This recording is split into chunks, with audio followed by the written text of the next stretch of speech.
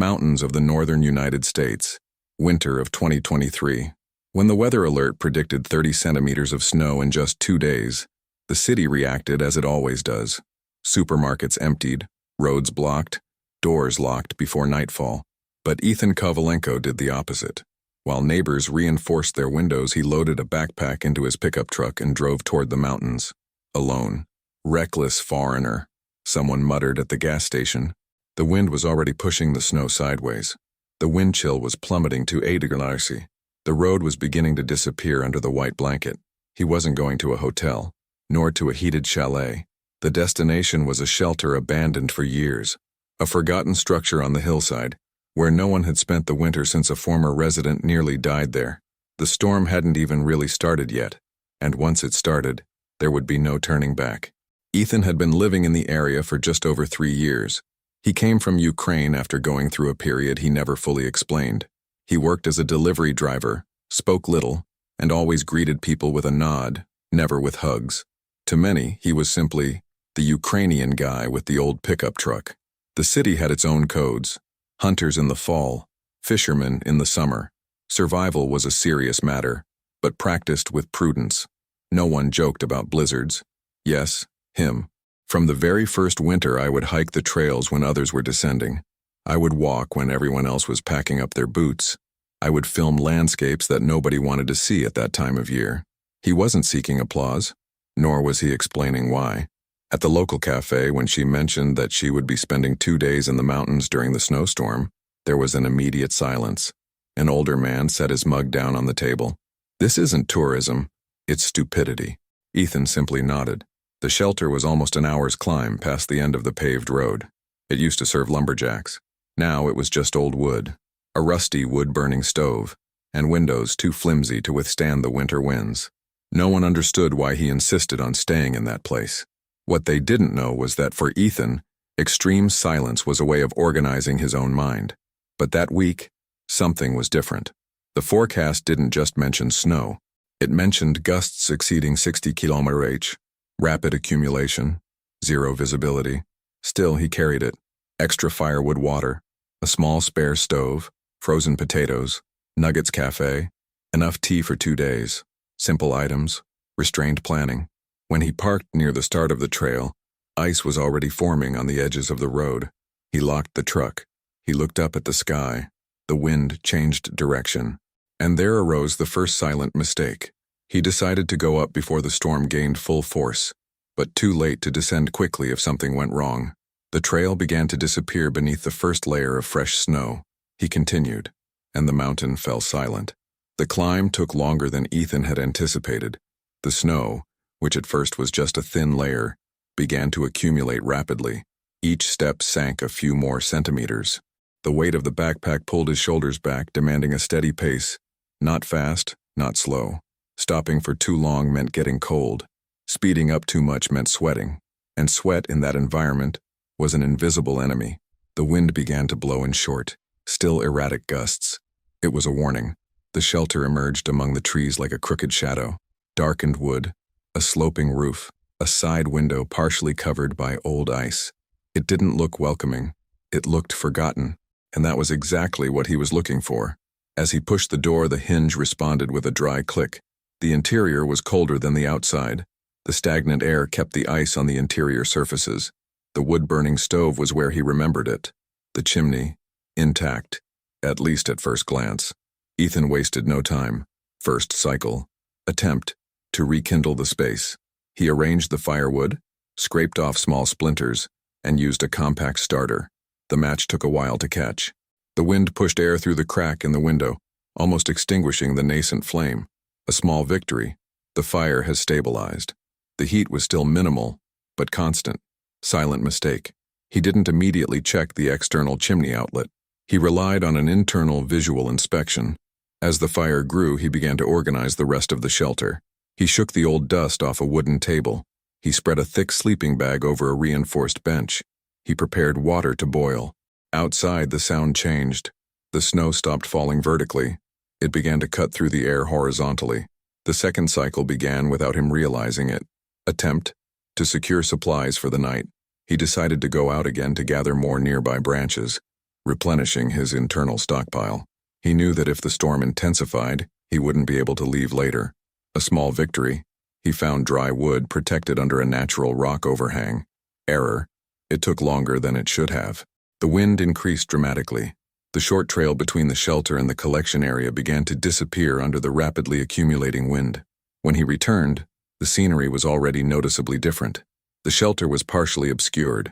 The door, once visible from a distance, now seemed to blend into the white hillside. He went in. It's closed. Silence. For a few minutes, the sound of the fire dominated the atmosphere. He put water on to boil. She prepared enough tea for that day and the next, storing some in a thermos. The simple routine created mental stability. Then came dinner. French fries and nuggets in a small frying pan adapted to the wood-burning stove. The warm smell contrasted with the cold air that still insisted on seeping in through the cracks. It wasn't healthy, but it was high in calories. It was a strategy. While he was eating, he heard something different, an irregular sound above it. It was no ordinary wind. It was weight. The snow was starting to accumulate on the roof. He raised his eyes. The third cycle was about to begin, and this time, the mistake wouldn't be small. The first blow came dry. A brief movement in the roof, followed by a deep creaking of the old wood. Ethan stood motionless for 2 seconds, just listening. The fire crackled, the wind howled, but there was something new there. Pressure, attempt, to alleviate the weight before it becomes structural. He put his gloves back on, opened the door with difficulty and felt the full impact of the storm. Visibility was less than 5 meters. The snow lashed against his face like cold sand. He carefully climbed up the side of the shelter, using the natural slope of the hillside for support. A small victory. He managed to push part of the top layer with a compact shovel he had brought with him. Mistake. He underestimated how quickly the accumulation was happening. While he was clearing one area, another was already covered again, and the wind destabilized him with every gust.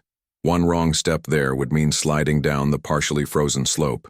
He came down before completing what he intended. Silent correction. Decided to work in short cycles. 5 minutes outside, 10 minutes inside to warm up. Repeat. During the second external cycle, he noticed something he hadn't noticed before. The chimney. The upper exit was beginning to be blocked by the uneven accumulation of snow driven by the crosswind. If it were completely blocked, the smoke would come back inside. Monoxide. Silent. Invisible. He went downstairs immediately. Inside the shelter, he observed the smoke rising. It was still stable, but for how long? Small victory. Adjusted the stove's airflow to temporarily reduce the intensity. A previous mistake was starting to take its toll. He hadn't inspected the exterior before starting the fire. Now he needed to climb again, in stronger winds. The third cycle has begun. Attempt. Thoroughly clean the chimney outlet. Visibility was almost zero. He climbed, guided by memory of the structure. The shovel felt heavier. His gloves were beginning to harden with accumulated ice. Small victory. Managed to partially clear the exit. Critical error. When moving laterally, the right foot slipped on the newly formed layer. He fell sideways against the roof, sliding a few centimeters. My heart raced, but he held onto the edge. He remained motionless, breathing slowly through the nose. He descended carefully. Inside the shelter, he closed the door. He sat down, and he realized something. His right sleeve was damp, sweat and melting snow. At 8 degrees, that was a bigger problem than the roof. The race was still in its early stages. And the storm, too. The wet sleeve seemed like a minor detail. But in extreme cold, details are decisions that get postponed. And delayed decisions accrue interest. Ethan immediately took off his outer jacket and hung it near the stove, keeping enough distance to avoid burning the fabric. Changing layers inside meant losing body heat for a few minutes, but keeping the clothes damp would be worse. Silent correction. He made more tea. He drank it slowly. The fire was under control, but not too aggressive. He needed to balance heat and firewood consumption. The storm continued to intensify, and the stockpile, although planned for, was not infinite. Outside, the sound had become constant, not isolated bursts, a continuous stream. Attempt to ensure that the door was not buried. He opened it with effort. The snow had already accumulated almost halfway up the entrance. If he waited, he could get trapped inside. Small victory. He managed to dig a narrow corridor to maintain outside access. Invisible error. By digging repeatedly, it began to sweat again under the layers. He realized it too late. Upon returning inside, he felt the immediate temperature change on his skin. A slight involuntary shiver, still controllable, but a warning. He slowed down. He sat down. He waited for his body to stabilize. That's when he noticed something different in the air. A light scent. Not dense smoke, but heavy air. He stood up slowly. He looked at the top of the stove. The flame was stable, but the smoke is moving slightly slower as it exits. The previous problem with the chimney was not fully resolved. The fourth cycle has begun. Attempt. Rekindle the fire more strongly to force flow. Small victory. The heat intensified. Critical error. The increased flame produced more smoke than the partially obstructed outlet could release. Within minutes, the air became thick. He opened a small crack in the window for ventilation. The wind came in violently. The flame almost went out. If it were switched off, the interior would cool down rapidly. If it remained strong, the invisible risk increased. He had to decide in silence. Correction. Reduce the fire to the minimum safe level, maintaining minimum ventilation and preparing to go back up. Despite being tired. Outside, the storm was reaching its peak. Visibility was practically zero. He climbed up the side, slower now. Each step was calculated. The shovel seemed to strike compacted ice at the base of the chimney. When he reached the top, he realized the real problem. The snow wasn't just piled up. The wind had created a kind of frozen whirlwind around the exit, compacting layers like lightweight concrete. He started to break down. Small victory. The first crack opened a passage for a small column of smoke. Near fatal mistake. A stronger gust of wind from the side hit him while he was leaning over. He completely lost his balance. This time, it slipped more. The edge of the roof was finished. The body began to tilt towards the white void of the hillside. He instinctively dropped the shovel and dug his forearm into the compacted snow, using his own weight as an anchor. Silence. The wind continued. But inside, absolute silence. 1 second. 2. He forced his body sideways until he reached the structure again. He climbed back up. He finished cleaning the exit. He went down. Inside the shelter, he closed the door with difficulty. He sat down on the wooden floor. Controlled breathing. No drama. Speechless. The smoke was now rising at a normal rate. The air was slowly clearing. He leaned his head against the wall. There, for the first time, he realized how alone he was, and how nobody would know if something had gone wrong. The storm was not over yet, but the worst moment, perhaps, had passed, or maybe not. Night fell with no sunset in sight. The storm transformed the outside world into a constant noise, as if the mountain were breathing irregularly. Inside the shelter, the heat was sufficient to survive. Not comfortable, just enough. Ethan made coffee. The aroma filled the small space, creating an almost domestic feeling amidst the white chaos. A small emotional victory, but the greatest test was yet to come. Around what he estimated to be midnight, the sound changed again. No wind. It doesn't snow. A distant impact. Then another one, like wood giving way. He opened the door a few inches. Calculated error. Visibility was still low, but he noticed something below the slope. A faint light flickering between the trees. There shouldn't be anyone there. The road would already be impassable. New cycle. Attempt. To confirm if it was just a reflection of the wind on the snow. He closed the door, waited a few minutes, and opened it again. The light persisted. It was blinking irregularly. Lighthouse. A vehicle. Small victory. I wasn't expecting that. Potential mistake. Leaving under those conditions could be a final sentence. He thought for a few seconds. If someone were trapped down there, the temperature would drop even further during the early morning hours. The risk was no longer just his. He put on all the remaining dry layers. He grabbed a flashlight. He tied a short rope to the inner structure of the shelter, securing it around his waist. The point of return. Silent decision. He descended part of the slope, guided by the dim light. The wind made every step difficult. As he approached, he saw the outline of a pickup truck partially tilted against a tree trunk. Engine off. Left headlight still on. Inside, a silhouette. He knocked on the window. An older man, confused, with heavy eyes. He probably tried to cross before the storm completely closed the road. A classic mistake in the region. Ethan gestured for him to leave. The man took a while to react. Small victory. The door opened. Imminent critical error. The man was disoriented by the cold. His movements were too slow. The wind was pushing snow into the vehicle. Ethan grabbed him by the arm. No speeches. No explanation needed. Just a firm gesture. Going up the hill with two people doubled the risk. With each step, he sank deeper. The rope attached to the shelter became essential as an invisible guideline. Halfway there, the man tripped. He almost fell to his knees in the deep snow. If it fell completely, getting up would be difficult. Ethan pulled with controlled force. Heavy breathing. Not a single word wasted. Finally, they reached the shelter. Door closed. The internal heat seemed too immediate for the rescued man, who sat shivering near the fire. Ethan adjusted the stove's airflow again. She prepared tea. The man tried to speak. He simply raised his hand slightly, signaling to conserve energy. The greatest test was not surviving alone.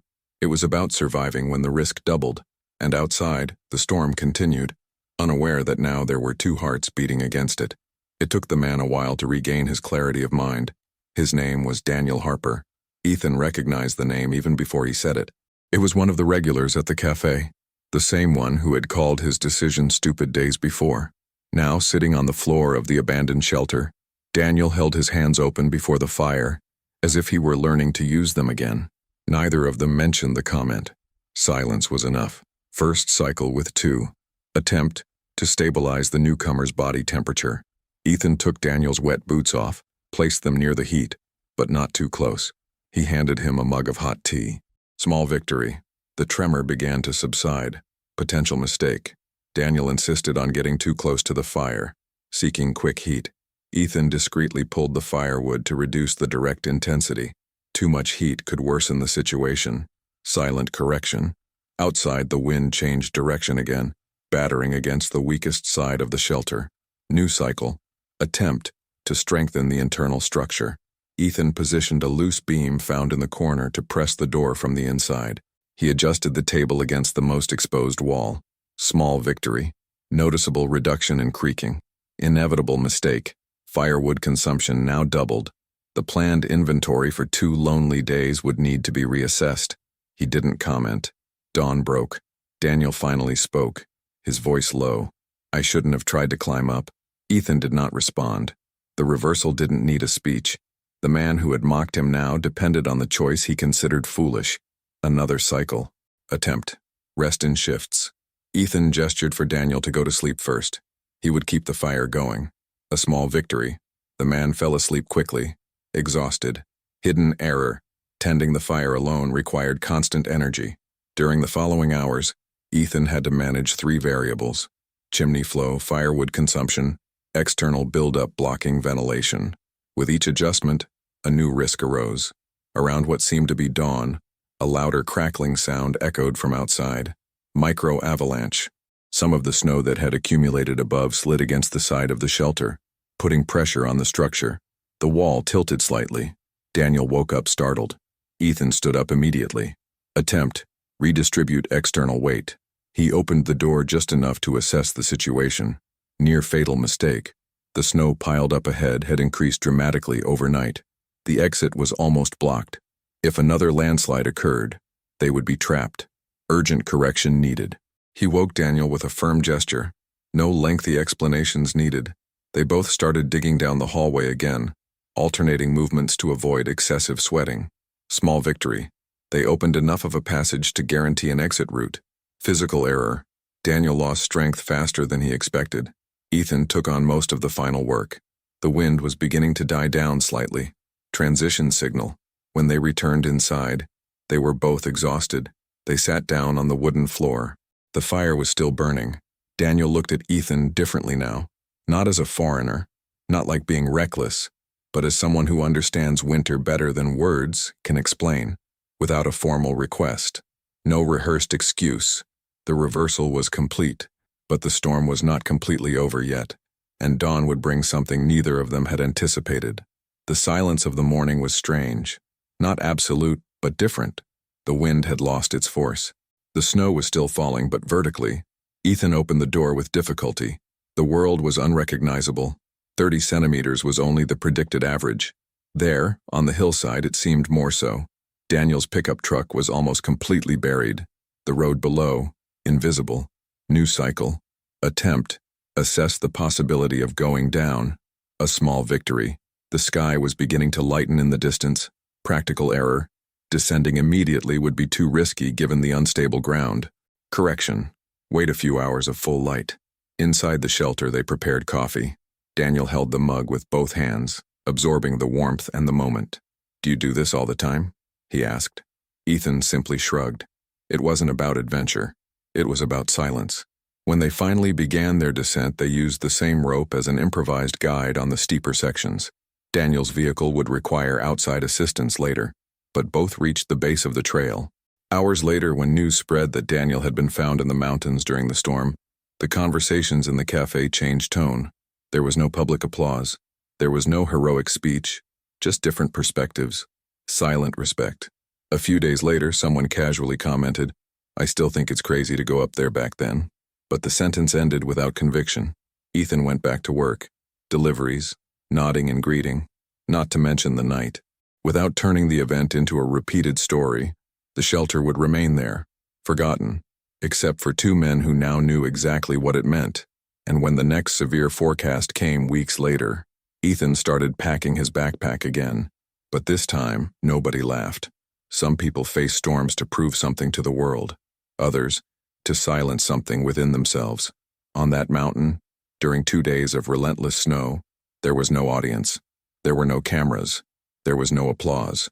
Just old wood, biting wind, and decisions made in silence. The city returned to its routine. Winter continued. But somewhere on the hillside, a forgotten shelter still holds the echo of a night when recklessness turned into salvation, and no one needed to say a word to understand.